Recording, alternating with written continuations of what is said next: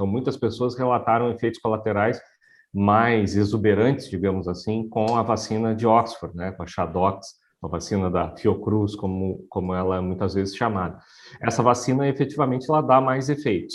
A vacina Coronavac, menos efeitos, a Pfizer, algumas pessoas relatam desconforto, mas a verdade é que os efeitos colaterais brandos, eles não necessariamente são uma má notícia, pode querer dizer que o corpo efetivamente está reagindo à vacina.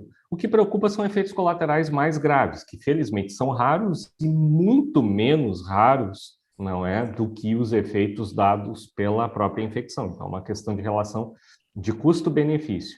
Do ponto de vista de longo prazo, as vacinas seguramente causam muito menos efeitos, e não há, na verdade, grandes efeitos reportados, do que a infecção, por exemplo, que hoje, em números brasileiros, ela chega, os efeitos colaterais que as pessoas têm ideia da Covid-19, da doença Covid-19, não da vacina, chegam a 15% até 20% dos indivíduos que se infectaram e, em algumas populações, até mais alto que isso. No Brasil, nós temos 3 plataformas atualmente vigentes. Uma de vírus inativado, que é a Coronavac, uma de vetor viral, que é a Oxford, e também nós temos agora a Janssen sendo aplicada no país, que também é uma vacina vetorial, e nós temos uma vacina de RNA, que é a vacina da Pfizer.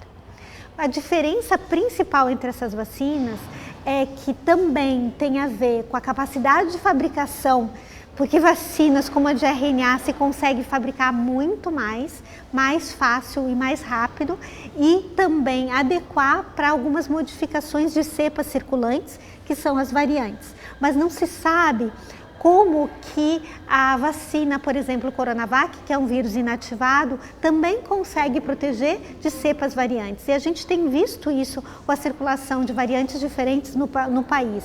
Então, muito cuidado quando a gente fala que a vacina Coronavac não funciona. Ela funciona muito bem e a gente tem visto isso. Ela não é 100% eficaz, mas nenhuma vacina é. A vacina, ela tem que ser capaz de proteger de doença grave e de UTI. E para isso, mesmo assim, nenhuma vacina é 100%.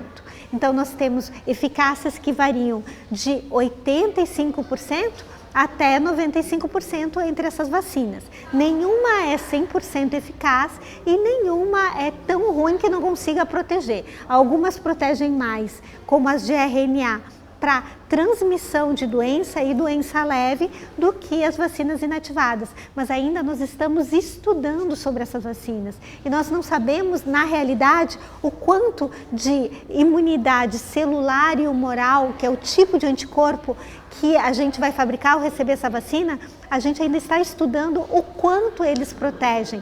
Nós temos vacinas que, em termos de eficácia a campo, do que elas são capazes hoje de proporcionar, que é proteção clínica. O que eu quero dizer?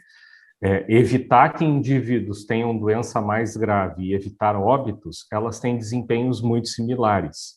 Nós não temos como apontar hoje uma vacina que tenha um desempenho tão mais alto do que a outra. Por isso, não há porquê escolha de vacinas.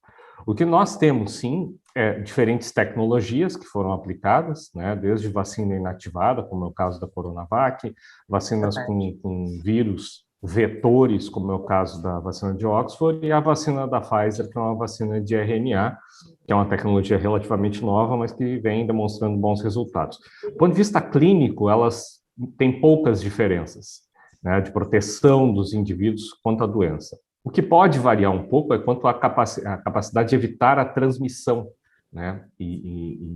Mas também não é algo que o indivíduo deva se preocupar. A coisa mais importante é que nós tivéssemos uma cobertura vacinal mais ampla, mais rápido, com 2 doses. Isso sim seria fundamental até nesse contexto das variantes que têm surgido. E lembre-se, vacina boa é a vacina no braço, é a vacina que a gente tem condições de fazer, e sempre as 2 doses, né, no caso da vacina Coronavac ou da Pfizer ou da Oxford, e uma dose completa na da Janssen.